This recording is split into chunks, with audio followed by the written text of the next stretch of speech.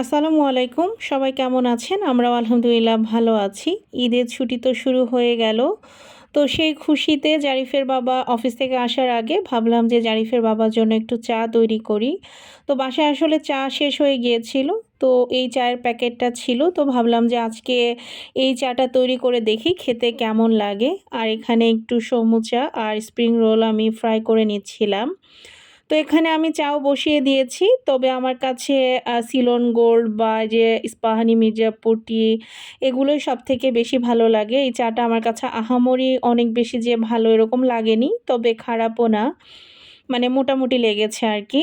তো এখানে আমি জারিফের বাবার আসার ঠিক আগ মুহূর্তে নাস্তাগুলো রেডি করে নিয়েছি। এগুলো আমরা ৩ জনই খাবো। ইফতারের পরে তো আসলে খুব একটা ক্ষুধা কারোরই ছিল না।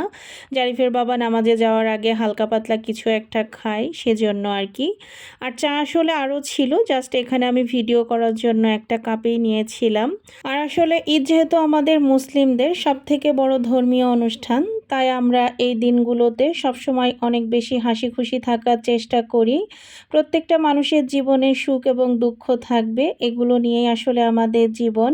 তবে আমাদের উচিত ঈদের এই আনন্দগুলো সবার সাথে ভাগ করে নেওয়া। আর এটা হচ্ছে গিয়ে আমার রাতের বেলি। ভিডিওটি কেমন লাগলো অবশ্যই কিন্তু জানাবেন।